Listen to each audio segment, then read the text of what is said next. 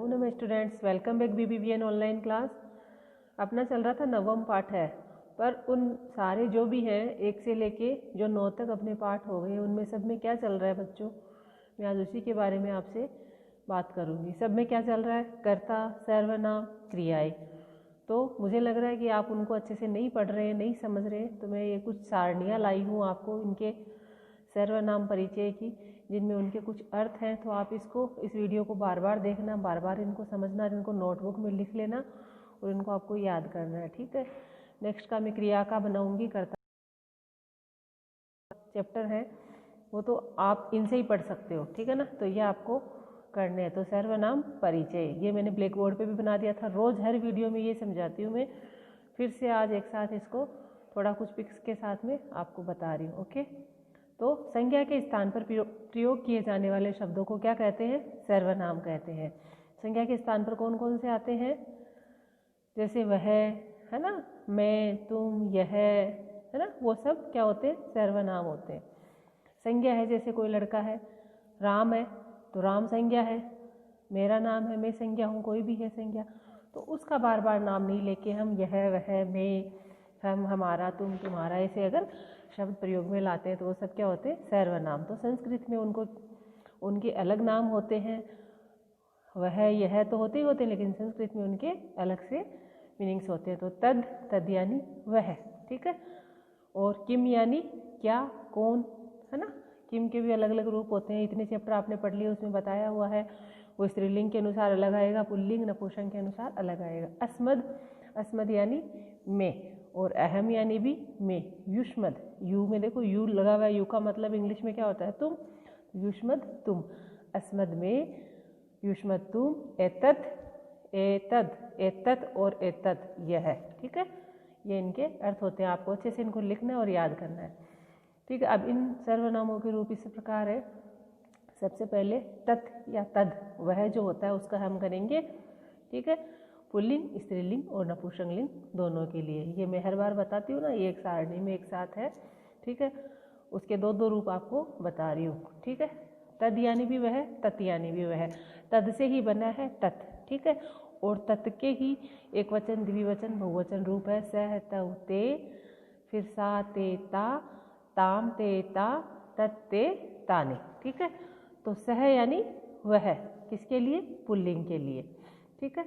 तव, वे दो, है ना, नीचे लिखे हुए भी है। तव उन दो को या वे दो, ठीक है। वे दो, ते, वे सब, ठीक है। फिर तम उसको, आपको किसी को कुछ देना है, तम, है ना, उसको, जिसमें कर्म होता है, द्वितीय विभक्ति होती है ना। तो क्या बोलोगे? तम का मतलब उसको। तव यानी उन दो को। आपको ऐसे सेंटेंस में लिखना है, उन दोनों को मुझे ये पुस्तक देनी है, तो आप तव लिख सकते हो, है ना। उसको मुझे ये पुस्तक देनी है, तो तम लिख सकते हो, ठीक है। इसका मतलब होता है उसको। तान, उन सबको, ठीक है। तो आप तम, तव, तान तो याद करें तो करें, ये तो अभी आपके नहीं है, लेकिन स, सा, तत् ये वाला आपको याद करना है, ठीक है।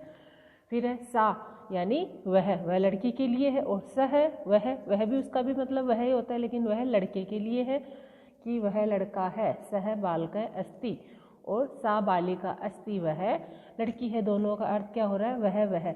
ही और शी का मतलब क्या होता है? वह और वह ही होता है ना दोनों का। लेकिन ही किसके लिए आता है? पुल्लिंग के लिए, बॉय के लिए। और शी किसके लिए आता है? स्त्रीलिंग के लिए, गर्ल के लिए आता है ना। तो इसी प्रकार इनका अर्थ है बच्चों। सह यानी वह पुल्लिंग के लिए है, बॉय के लिए है। और सा यानी भी वह लड़की के लिए है, ठीक है। फिर पुल्लिंग में तो क्या था? तव यानी वे दो, और स्त्रीलिंग में ते यानी वे दो, ठीक है। फिर ताहा यानी वे सब अनेक बालिकाएं हैं, है ना, वे बालिकाएं हैं। तो ताहा बालिकाः सन्ति, है ना, ताहा बालिकाः सन्ति, ऐसे। फिर है ताम, ते, ताहा, ठीक है। ताम यानी उसको, ते यानी उन दो को, ताहा उन सबको, ठीक है। आपको मेन से, तव, ते, सा, ते, ता, तत्ते, तानी ये याद करना है। फिर ठीक है, तत् का मतलब भी क्या होता है? वह होता है, ठीक है। तो जैसे आपके डेट होता है ना, डेट यानी वह, तो वह उसका मतलब भी वही होता है। तो इसमें भी नपुंसकलिंग चीज़ों के लिए तत् का यूज करेंगे। जैसे वह पुस्तक है, तो क्या करोगे? तत् पुस्तकम अस्ति, ऐसे कोई भी है, वह बस खड़ी है, तो तत् बसयानम अस्ति, इस प्रकार। ठीक है, ते यानी वेदो, नपुंसकलिंग के लिए भी वेदो के लिए क्या आएगा, ते का मतलब वेदो, और स्त्रीलिंग में भी ते का मतलब वेदो, और तानी यानी वे सब। ठीक है, ये इनका बहुवचन रूप है। किसका बताया था, तत् और तद का, वह का। ठीक है, फिर एतत्, एतत् और एतद यानी यह। ठीक है, तो एषः, एषः यानी यह, एतौ ये दो, एते ये सब, किसके लिए है, पुल्लिंग के लिए। ठीक है, फिर एतम, एतौ, एतान, इनको आप पढ़ लीजिए, ये आपके भी जरूरी नहीं है, नीचे जरूरी जो है एषा, यह भी यह होगा, किसके लिए, स्त्रीलिंग के लिए, लड़की के लिए। एते ये दो लड़कियों के लिए, दो स्त्रीलिंग शब्दों के लिए। ठीक है, एतः ये सब अनेक स्त्रीलिंग शब्दों के लिए। फिर है एतत् यानी यह नपुंसकलिंग के एक के लिए, एक वचन के लिए। ठीक है, एते ये दो, यह नपुंसकलिंग के दो चीज़ों के लिए, है ना।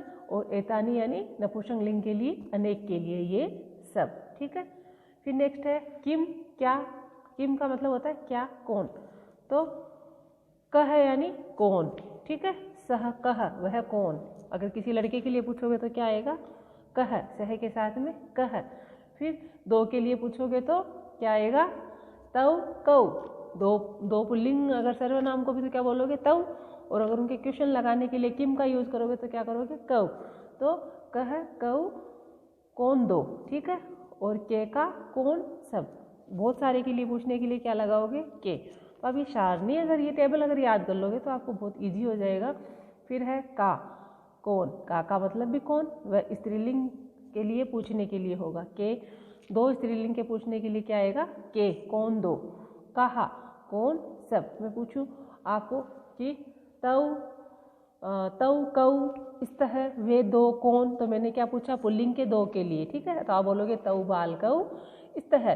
फिर मैंने पूछा तौ ते के स्तः वे दो कौन, किसके लिए पूछा मैंने, के की मात्रा आई है एक ही, तो स्त्रीलिंग के लिए। तो आप क्या बोलोगे, ते बालिके स्तः, है ना।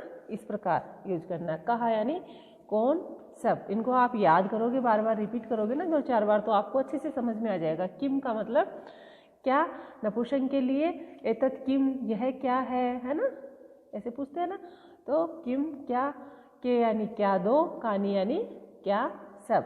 ठीक है, फिर है अस्मद में दोनों लिंगों के समान प्रयोग होते हैं। अहम यानी मैं, आवाम यानी हम दो को, वयम यानी हम सब। ठीक है, और माम यानी मुझको, आवाम हम दो को, असमान हम सबको। ये मैं आपको बता चुकी हूँ, इनके रूप भी बता चुकी हूँ, इसीलिए मैंने आपका बनाया है कि आप इनको अच्छे से लिख सकें और इनको याद कर सकें। ठीक है, okay, bye students, thank you.